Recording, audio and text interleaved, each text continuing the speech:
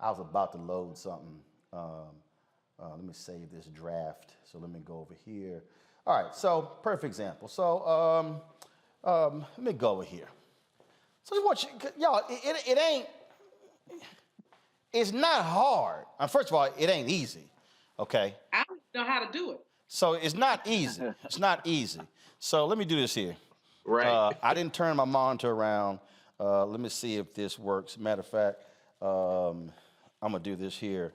Let me do this here. I'm gonna keep talking. I gotta get the right device. Y'all, this is pretty hilarious for Homeboy saying how difficult, how he just feels so horribly. You know, he didn't read it beforehand. First of all, the only way he could have posted that thing is if he read it. So, Yes. I mean, he would have had to actually read it. For some reason, I don't have the right device for my phone, damn it. So understand this here. So if you're gonna do something, you gotta literally copy. You gotta copy the link on your phone. You then have to go to a repost app, and then it pops up. And then what happens, you have to then go to the next page to click download. Then you click share. Then it goes to your Instagram page. Then you decide whether you want to put it on your feed or on your storyline. Then you click that. Then it goes to the next page, and then you repost the content. Then you hit send. That's a whole lot of steps to do. A repost of a meme on Instagram ain't like retweeting something on Twitter. Ain't even remotely the same. So to say, oh, I ain't know, my bad, I ain't read it, pull it up again. It's 2 lines.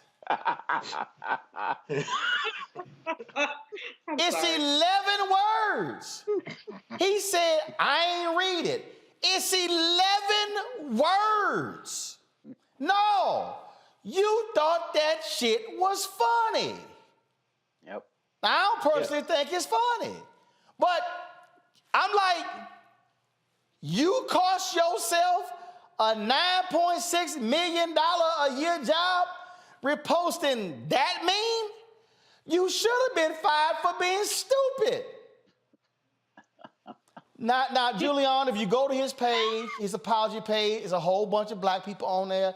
John, I've known you for quite some time. You're a great guy. I'm so sorry. I ain't so. Hey, I ain't sorry. Now Estee Lauder like, oh Lord, what we gonna do? They don't announce they're gonna give $5 million to all kind of other. All of a sudden write a check. They're gonna give $5 million. $5 million and stuff. I mean, you name it, all this sort of stuff. And again, he was told leave the company, Julian. He retired, so I don't know if he'll get a golden parachute, but I'm not buying this. I ain't read it. Come on. He read it. Like you said, well, you have had to teach me how to do stuff with my phone. We've been on set together. I am a internet idiot, and I'll own it. So, I couldn't do that. If I wanted to repost something, I couldn't do it. I had to get one of my youngest to come do it for me. It took work for him to do that. He was into that. That's what he thought, that's what he felt, and that's why he shared it. Frankly, I ain't buying no more Estee Lauder cosmetics. I don't care. I didn't buy that many of them anyway. But I don't care that he apologized. What I care is that there's a culture of this kind of BS in that company, that he felt free enough to do it. Even the hoodiest Klan member who works for a woke company knows that you don't do that.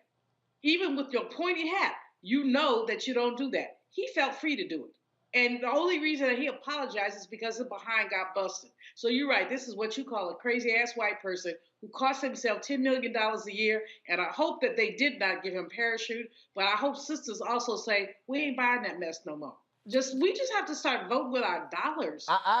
Well, first of all, you're absolutely right. And Jeff, look, for me, how I operate is very clear in terms of I don't allow people to use the N-word on my social media page at all. And in fact, when I'm reposting stuff, if somebody has the N-word in something I'm reposting, I don't.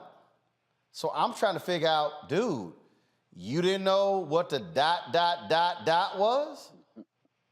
Like, well, you know, it was the N and the A.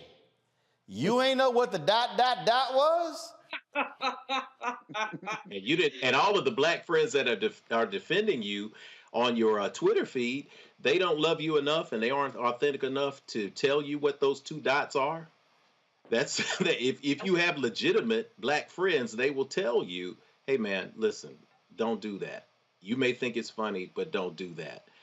When we think about forgiveness, we talked about that a little bit earlier today, but I also think about what true forgiveness is, and not when you get caught, but when you have to make amends. When I work with people in the recovery community, when you see the movies, when people are sitting in a group, the first thing they say is, my name is fill in the blank, and I am, and they tell you what they're dealing with, and they're honest with it. That's an honest understanding of who you are and where you are. I think we got to move to a place where people can give honest and heartfelt apologies and just tell the truth. I will show you. I will demonstrate right now. My name is Reverend Jeff Obafemi Carr, and I will admit that perhaps because of some of my training and some of the pictures I've been seeing over the last 5 days, that when you put that picture of John Dempsey up, I thought it was Vladimir Putin in his office. And so I made a mistake, but they looked a lot alike to me when they were in that space. So listen, hey, maybe that's just me. I apologize for mixing them up when I saw the picture, but I also say that apologies have to come from a real place. Now, if John Dempsey would have said, I thought it was funny, something's wrong with me, obviously. I need to talk to somebody. I need to get some psychological help. Something is wrong. You're going to get more traction if you're authentic and you admit what is really going on than you will to give the standard canned response of, I didn't know, especially when you're in the internet age and everybody knows that you have to read and go through several steps to repost a meme. In terms of this golden parachute, I think language is important too. The thesis that comes from John Dempsey is, or that comes from Estee Lauder is, you got to go. Yeah. Antithesis is, I want to stay. Listen to the language, though. The synthesis that we've heard is not he's fired. It's we agree. Mm-hmm. So there's some kind of deal that's been made where he's walking away with some kind of salary. So this goes to what Sister Malvo said. We've got to make sure that we don't support companies like that who are going to be able to give people a space where they can agree to leave as opposed to get the door slammed in their face. Congo. Absolutely. And, you know, Estee Lauder pledged to do so much after everything happened with George Floyd. I'm looking at Forbes, and they're talking about they had 94% of its staff got racial bias courses. They had 9.2% new hiring that were filled by black people. Doesn't say if it was management, though. So, you know, but they talked about all of these things they're going to do. And this is a major setback for a company that has had a history of racial ignorance and bias, from their skin lightening cream to their hiring practices to their advertising. And so even if they've made some strides since 2020 with the George Floyd and their commitment to Black Lives Matter, they also had one of their heirs and board member, Ronald Lauder, contribute to the Trump campaign in 2020. So there's like one step forward, two step backwards, and we got to march with our feet. We got to march with our dollars to make sure that they're called out. And he should not have had the opportunity to resign, like we're all saying. He should have been fired. He doesn't get to walk away with millions for some ignorance like this. He said, "There's not enough words to express my sorrow." There's not enough words on the meme. Like you said, 11 words. Read the thing and don't share that joint. So, as you would think, talking about again what Estee Lauder's announced that they're going to do financially. I wasn't going to do this here, but I do want to segue into a real quick Where's Our Money segment. So roll it.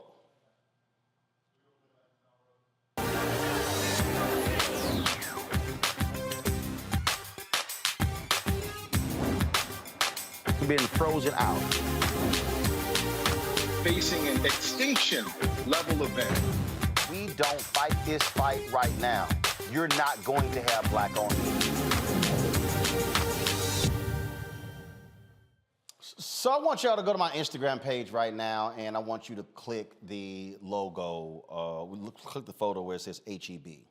And the reason I want you to click that, not the control room, I'm talking about the people who are watching. I want y'all to click that because I want y'all to understand how we are not fully and properly focused on the right thing. And so if you actually go to my page and you'll see me talking about HEB, what you're going to see is you're going to see 103 likes. And then what you're going to see is you're going to see about 9 or 10 comments on this. Now, if you go back a little bit earlier, you're going to see a video that I reposted from HBCU app of an alpha just stepping. It has 202,811 views. It has 623 comments. Now, my frat is getting it in, but one of the posts is a repost of an alpha stepping.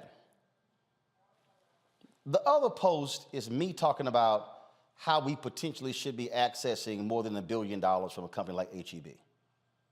So what got me to talking about this was this here. I saw the story. This happened in November, but it's got some attention as well. So pull it up, please. The chairman of HEB, Charles Butt, announced he's creating a $5 million endowed scholarship at Prairie View A&M University that would result in $200,000 annually being awarded for scholarships for students to attend who attend public high schools in Texas. And this is absolutely important. I support it 100% wholeheartedly. But I have consistently said on this show, I've consistently said on social media that we spend way too much time praising white philanthropy and not spending enough time and demanding investment in black-owned companies. So I want you to understand something here, folks, and I want you to listen to me very clearly. HEB does $28 billion annually in sales. I'm from Texas. It's a Texas grocery store chain. $28 billion. So this is a $5 million scholarship, which I absolutely support. But here's the question that we should be asking HEB, and asking Kroger, and asking every grocery store, and asking every company, asking Nike, asking Adidas, asking all these companies, asking Estee Lauder. How much are you spending with black-owned companies? How much are you spending with black-owned media, black transportation companies, black catering companies, black PR companies, black event manager companies? See, what I need everybody watching to understand is somebody can give us $5 million for scholarships, very important, but if they're spending billions of dollars on an annual basis, imagine then if, let's say on the supply diversity side, let's say the capacity was there to spend anywhere from $100 to $250 million annually with black-owned companies. That means over a five-year period, anywhere from $500 million to $1.25 billion will be flowing to black-owned companies. $5 million in scholarships, $500 million to $1.25 billion. Do y'all see what's wrong with this picture? We are elated with the scholarship. We are elated when they buy tables at our events. We are elated when there's a souvenir ad in the booklet. What I'm trying to get you to understand is that when we stop focusing on the big money, they got us on the small money. Now, I'm gonna go here with something, and y'all know I do not use the N-word, but I'm only going to quote Don King in this. If you read Jack Newfield's book on Don King often screwed his boxers, especially his black boxers. And so Don King understood the street mentality of his boxers. So what Don King would do is, Don King would give his boxers a wad of cash with a rubber band around it. Don King called it, quote, nigga rich.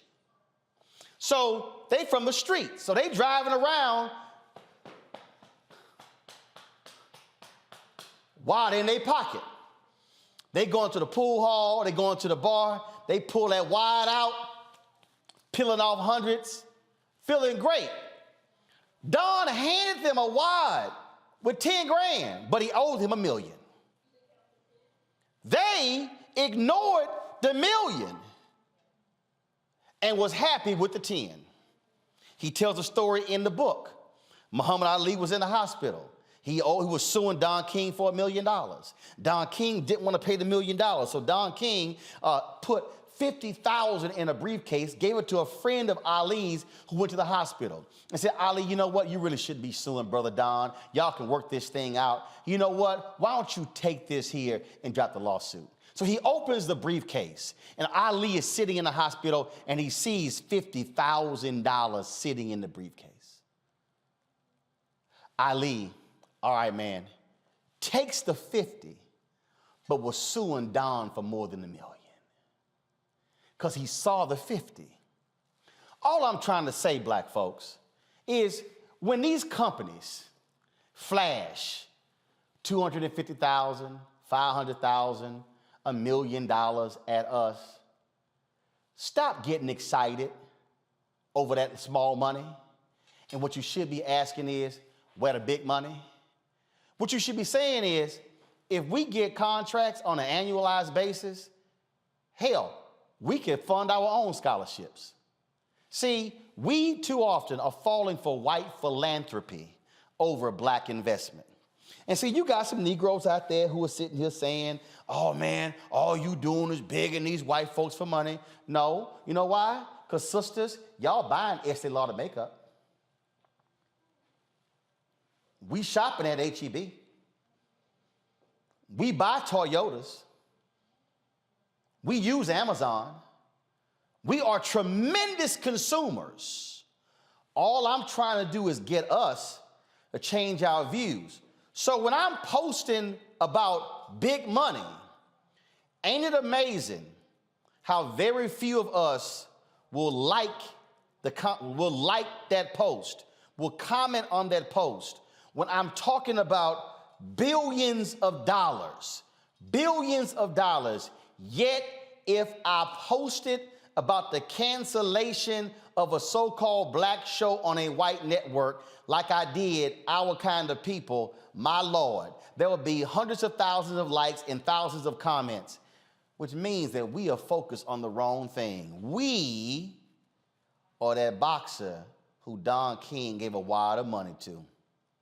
I'm just trying to tell y'all, if we want to change where we're going, we have to change this. And we've got to stop letting people get us with small money and we rejoice, yell, holler, and scream, and we don't ask the next question is, how much should we be getting? That's why, as Malcolm X said, as Denzel said in the movie Malcolm X, no, I'm not satisfied. It's way too many of us are satisfied with small money. Just saying, y'all might want to think about that. Going to a break, we come back, we're going to talk with Dr. Avis Jones-DeWeaver about the kickoff of Women's History Month, and also we'll talk about a black skincare company. We'll talk about taking care of your black skin. Yeah, I know y'all think, yo, D, you talk about black don't crack, but some of y'all got some raggedy ass skin. So we gonna deal with that. You watching Roland Martin Unfiltered on the Black Star Network.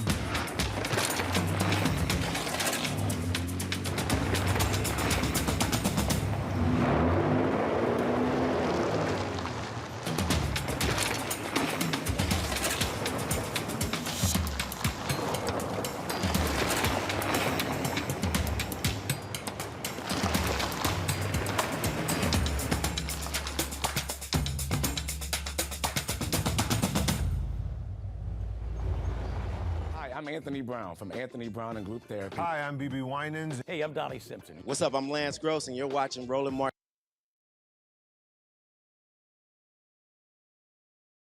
All right, folks, March is Women's History Month, and of course, there are a number of events, activities taking place all throughout the month. The focus is on women. Now, y'all know how I feel about this, just like Black History Month.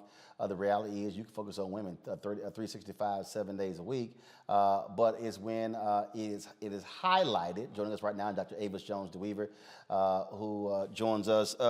Avis, again, the opportunity is always to highlight stories that may not get told on a consistent basis as well, but there certainly are challenges that Black women face, even when it's Women's History Month. Hell, just even getting Black women be a part of the month. You got that right. But what is really special about this Black History Month is it is one of the first where the first day of which we recognize is Black Women's Appreciation Day. Actually, Girl Trek came up with that name a couple of years ago, and so I'm excited about the first day of Women's History Month. I'm already saying Black History Women's Month, but Women's History Month, because it's a day that's set aside specifically to appreciate Black women, and let's just be real, there's a lot to appreciate about Black women. And one of the things that in terms of on this day, I mean, so what is actually happening? What is being, what is taking place? What is being done with programs, social media? What's going on? Absolutely. So in recognition of Black Women's Appreciation Day, I'm actually holding an event called Do You, a Revolution in Black Womanhood. And specifically, I'm focusing on the challenges that Black women face at work. Now, Black women face a very specific set of challenges at work. We are the most likely to say that we feel disrespected at work. We are the least likely to say that we have access to quality time, so to speak, with a senior level person in our job, which makes it very difficult for us to form the relationships that we need in order to climb that ladder. And we're the least likely to say that we have a sponsor in our job. So all of those things make work very difficult for us, even though we're the most likely woman of all women to work. And so I'm having a specific event in which I'm really breaking down for the sisters around how to be able to leverage their power in the workplace and live a life that they love without compromising their authenticity and who they really are. And of course, we're seeing that take place a lot. You deal with this in your book, of course, How Exceptional Black Women Lead. Yes. And what we are seeing is we're seeing an increasing focus on leadership development, on sisters also helping other sisters and developing them in what they do. Absolutely. And it's absolutely necessary, because let's just get real. Oftentimes when there are programs developed that focus on diversity, Black women are left behind. When there are programs that are focused on gender diversity, Black women are left behind. So it is a special need there that we need to focus on to make sure that our specific issues are addressed. And that's so important that we do that it's really my main reason for making sure that I'm holding this virtual event tomorrow, specifically speaking to Black women about how to really not compromise who you are, but still be able to climb that ladder in terms of your career aspirations, still be able to get paid what you're worth, which is a big thing for Black women. We rarely get that. And then how are we able to do all of that while also creating a holistic life that we love? Too often, we're not even on our own to-do list. I argue that in order for you to really make the biggest gains in your life, both in terms of your career as well as when your personal life, you have to put your desires first. And so when you do that, everything else needs to fall in place. And so that's what I'll be talking about tomorrow. All right, where's it going to take place? How can people watch? Absolutely. So people can go to blackwomanrevolution.com, singular, blackwomanrevolution.com. You can get all the information about the event there. It's going to happen online, so you can join me for free virtually tomorrow at 7 p.m. Eastern. I look forward to going through all the deets with you then. All right, then. Avis, thanks a lot. Thank you. All right, folks, when we come back, we're going to talk about black skin. Yeah. Your black skin. Mm-hmm. Somebody to take care of it. I told you, some of it's raggedy and ashy. You're watching Roland Martin Unfiltered on the Black Star Network. Black Star Network is here. I'm real revolutionary right now. Support this man, Black Media. He makes sure that our stories are told. Thank you for being the voice of Black America, Roland. Stay black. I love y'all. All momentum we have now, we have to keep this going. The video looks phenomenal. See, this difference between Black Star Network and Black-owned media and something like CNN. You can't be Black-owned media and be scared. It's time to be smart. Bring your eyeballs home. You dig?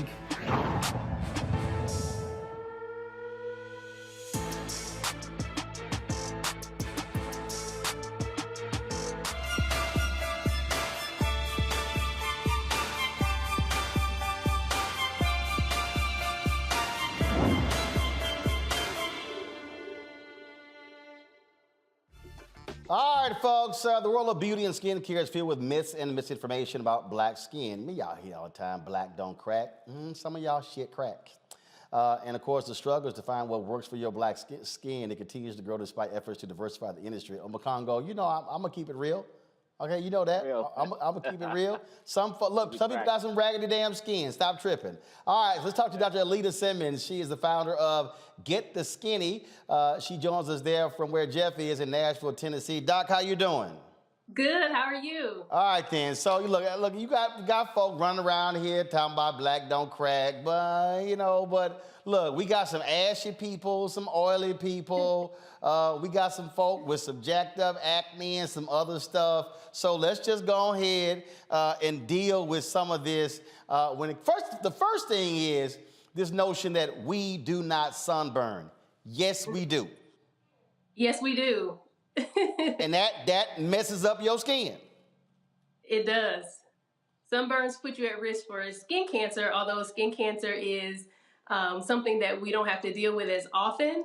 But the increased number of sunburns that you have can lead to increased risk of skin cancer down the line. All right, so now let's deal with this. What is hyperpigmentation? What is that? Hyperpigmentation is something that we call dark spots in lay terms. So it can come from many skin conditions like acne, eczema, psoriasis, or it can come from trauma to the skin. So let's say you got a burn or just a scrape on the knee, it may show up as a dark spot after it heals. Okay, so how do we deal with that? Because I have some of those issues because I play lots of golf and mosquitoes don't play. So all of a sudden you be like, oh, damn. And then, of course, when they itch, you scratch, and then it causes problems. And so can you get rid of those dark spots? So it's twofold. Dark spots will get better with time for some people.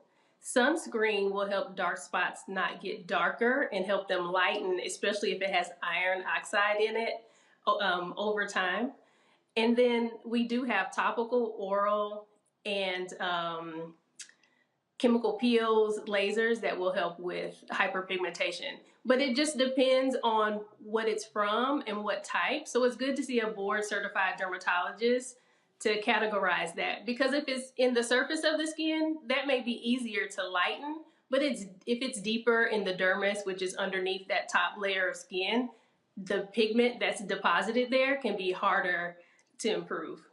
Got it. All right. So so here's a question they put in here, which, got explained.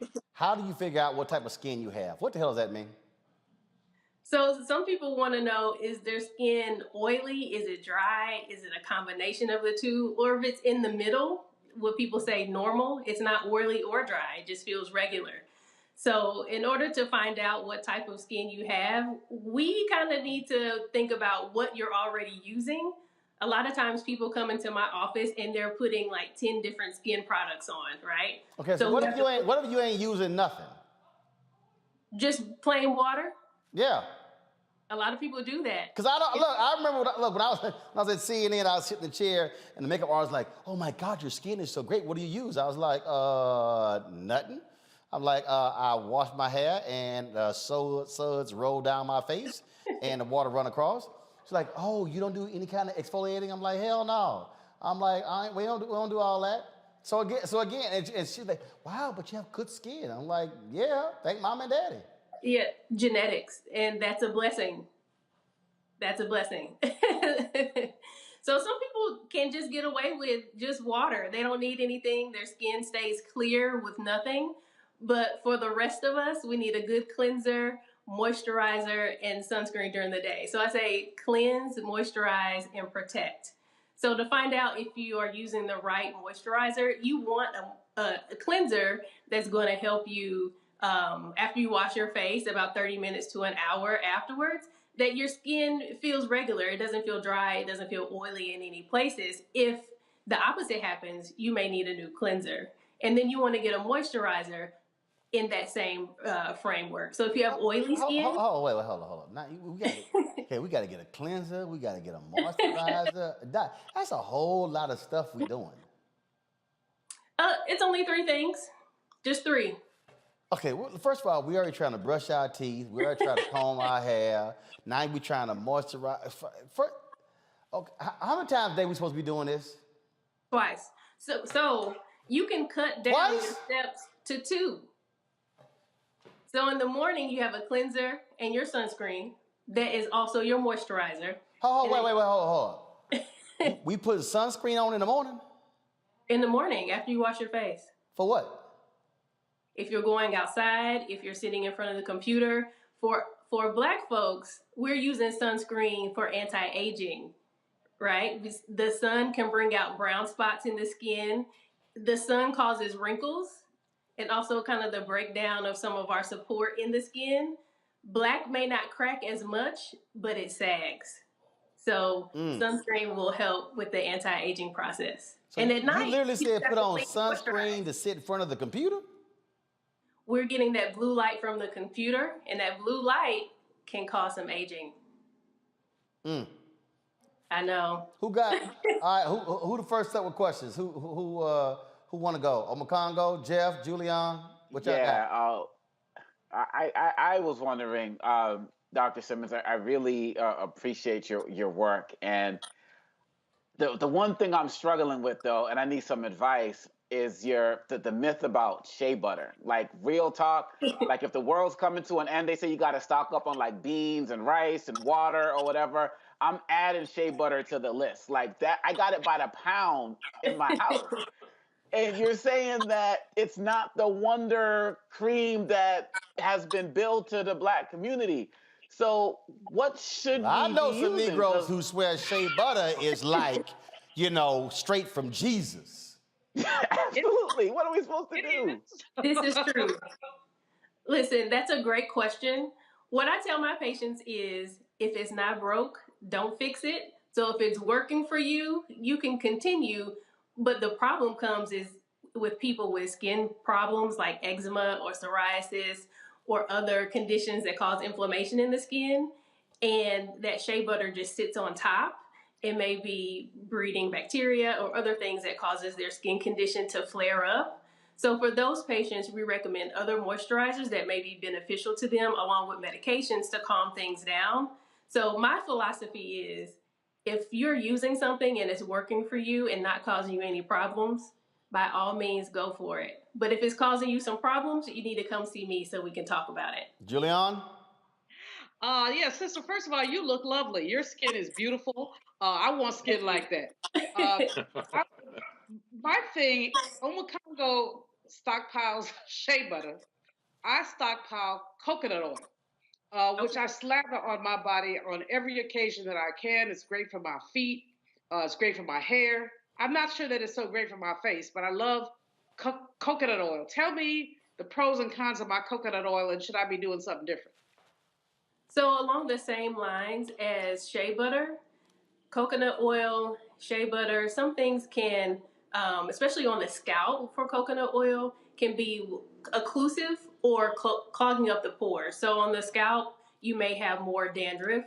On the face, you may find that it's causing you to have acne because it's clogging your pores. You want something, a moisturizer that's not going to clog your pores and lead to any problems. And some of these products do that. So a good oil is jojoba oil. It's lighter and tends not to cause acne and other problems.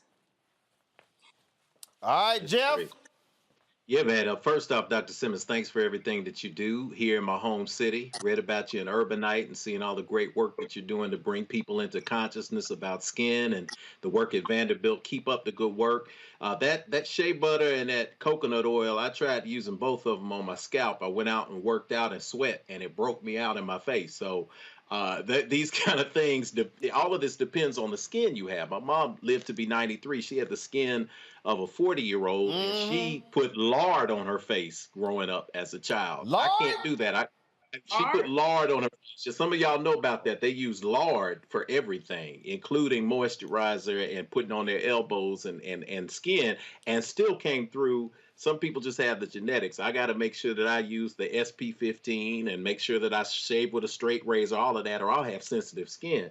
But how much does diet work into this? Is diet a factor in good, healthy skin? And what do you recommend people do if they're wanting to make dietary changes that help with skin care? So for diet, the one thing that we do know is for acne, having a high glycemic index diet will make your acne flare. So that's like a lot of white sugar, bread, cookies, sweets. That will tend to make your acne flare. We recommend a well-balanced diet overall for, just general health. So, but if you're having a skin condition, we usually need to treat that from the outside or from the inside out. And sometimes that's not done directly with changing your diet, and that you actually need a treatment plan and a treatment regimen for that. And I just wanted to address one thing that you said about the SPF. We actually recommend SPF at least 30 for daily use and to reapply after a couple of hours. Now, Doc, look, I know some black folk who swear by this. They slap Vaseline on everything. Now, it's called petroleum jelly. Should we be putting Vaseline on our legs, knees, elbows, arm, face? Vaseline is fine. It can also be occlusive on the face. So if you're acne prone or you get milia, which are little tiny bumps around your eye from the skin being oily, you might not want to use Vaseline on your face. But or petroleum jelly. I like petroleum jelly because it's cheap. And for patients who are looking for a good moisturizer that's going to stay with them, it's a good option, especially on your feet at night. Put that on there, put some socks on, it'll keep your feet moisturized.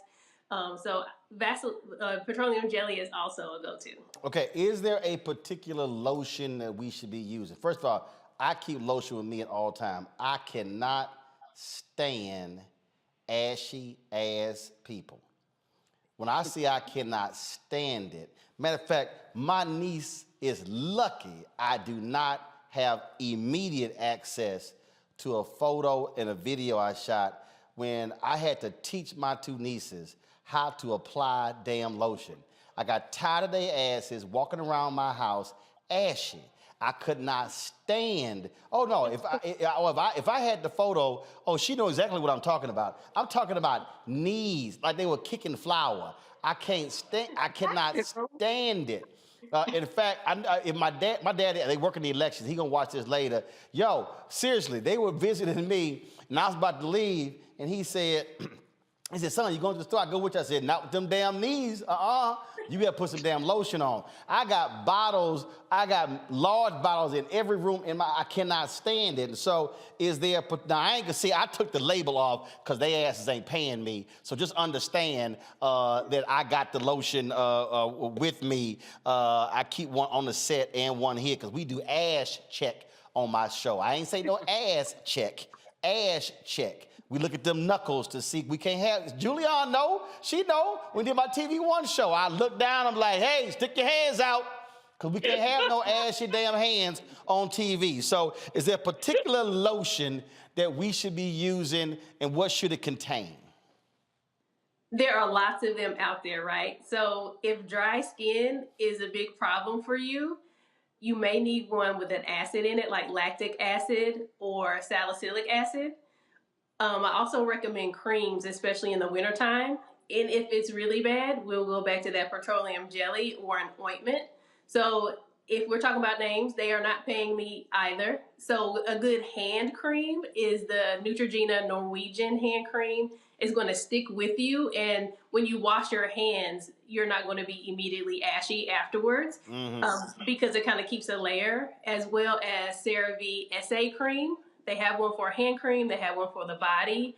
Sometimes you need a little help getting that dry skin off, and an acid in your moisturizer is going to help cure that ash for you. All I'm saying is, if your ass got flakes, you need to be using some lotion. I can't. No, I ain't. Hey, look, look. Julian, you don't understand.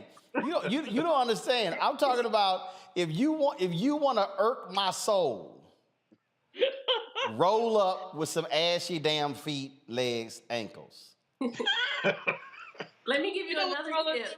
One time I saw this brother, and he had on some gray slacks and some gray shoes. So I said, "Damn, he's matching."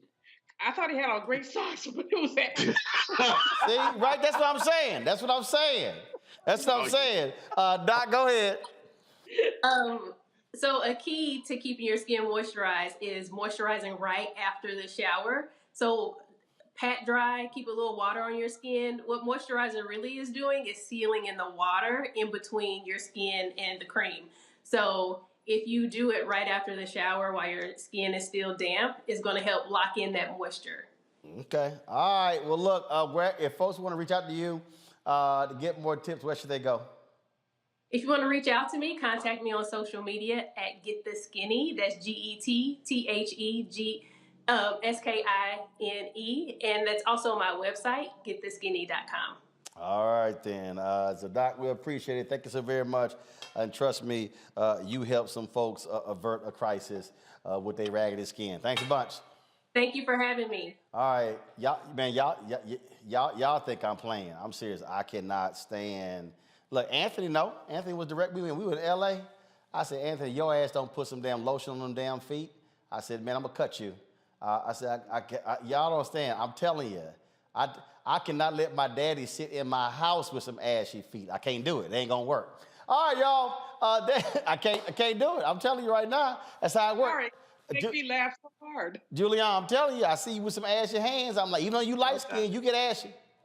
I lotion every morning and every evening, and I stockpile coconut oil. Hey, all I'm saying, look, Jeff, I know you keep some damn oils with you. You probably I got a sister that makes them. I keep them here. Jeff, you probably got like a whole travel kit of incense and oils. You probably got a whole black pack. You probably got a whole. You probably got like a pack. It's like some shea butter, some oils, and some incense. You know you do. Palo Santo for you, man. It'll heal your mind and your body. I keep it there ready. Y'all know. Just like an old black woman will pull out peppermint out of her bag at church. Why you crying, Julie? Why you crying, Julia? You cry. I'm cracking up and y'all making me. You know I ain't lying. You know, old black woman got peppermint in her purse. Jeff got some oil and some incense, and I know all that damn shea butter your ass got stocked up on Congo. I know you got like a travel kit. Yes, sir. No lie. I ain't playing. Yep. Open up studio, Roland. That's what we'll do. Each one of us, when we get in person, we'll just bring something and set up a shop there. We will bring our ash blockers. Shit, Jeff and Congo gonna come here with them oil, shea butter, do some damn yoga. All right, y'all. We gotta go. If y'all want to, of course, download the app, please do so. Black Star Network app. We're trying to hit 50,000. We already surpassed 30,000. Apple phone, Android phone, Apple TV, Android TV, Roku, Amazon Fire, Xbox, Samsung Smart TV. If y'all want to join our Bring the Funk fan club, every dollar you give goes to support this show. We're asking 20,000 of our fans every year to give at least $50. You can give more, give less. We appreciate every single dollar. P.O. Box 57196, Washington, D.C. 20037. Cash App is $RM Unfiltered. PayPal is R Martin Unfiltered. Venmo is RM Unfiltered. Zelle is Roland at RolandSMartin.com. All right, y'all. Tomorrow, this man right here, Harry Belafonte, will be 95 years old. There's a huge celebration taking place tomorrow in New York City, being organized by his daughter, Gina Belafonte. We are going to be broadcasting live from the venue, covering the red carpet, celebrating Mr. B. And so we'll be there tomorrow in New York City. And don't forget, folks, today is the last day, the absolute last day for you to apply for the McDonald's HBCU scholarship, giving away 7 $15,000 scholarships. Go to tmcf.org, tmcf.org. If you're going to be a junior or a senior in the fall, you can apply for this scholarship, any HBCU. And again, it's $15,000. It's in partnership with me as well as Alpha Phi Alpha, celebrating our 7 Jewels, the founders, and our 115th anniversary. All right, folks, that is it. I will see you tomorrow live from New York City, celebrating 95th birthday of Mr. B, Harry Belafonte. I will see y'all then. Ho!